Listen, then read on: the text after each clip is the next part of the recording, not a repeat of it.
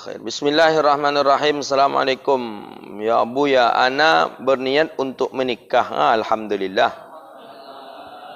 Tapi ana merasa ragu nih.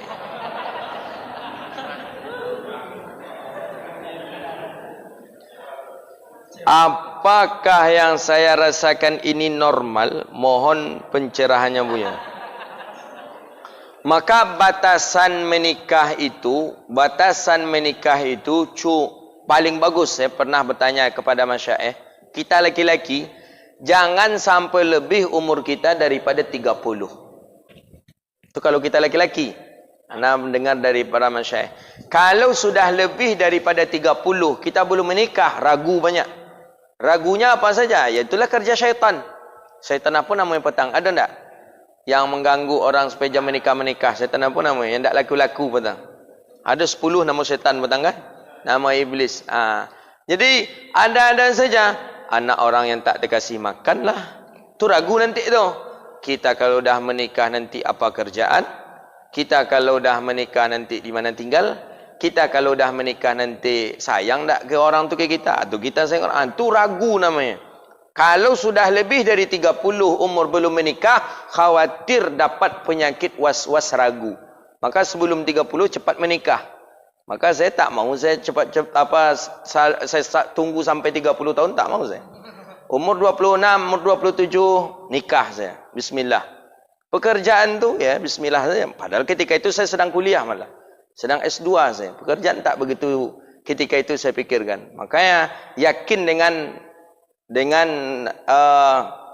syariat Allah. Yakin kita. Kan sudah jelas itu. Nikahilah perempuan, bahawa sesungguhnya perempuan itu mendatangkan harta kepada engkau.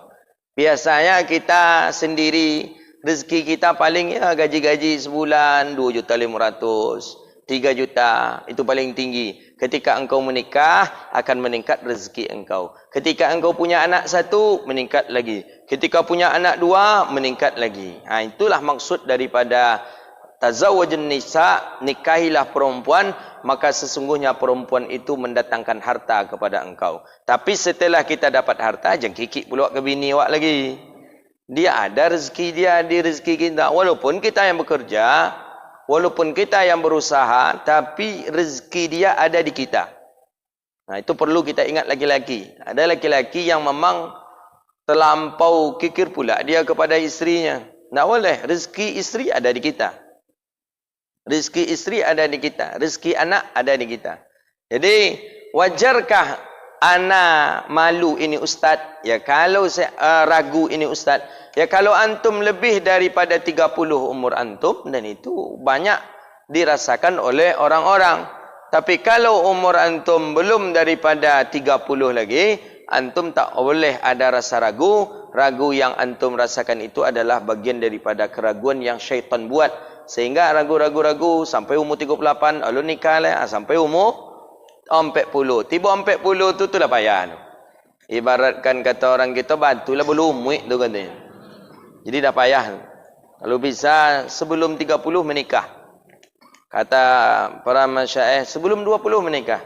Banyak masyaikh saya menikah sebelum umur 20. Jadi menikah usia dini tu ustaz. Tak apa dah masalah.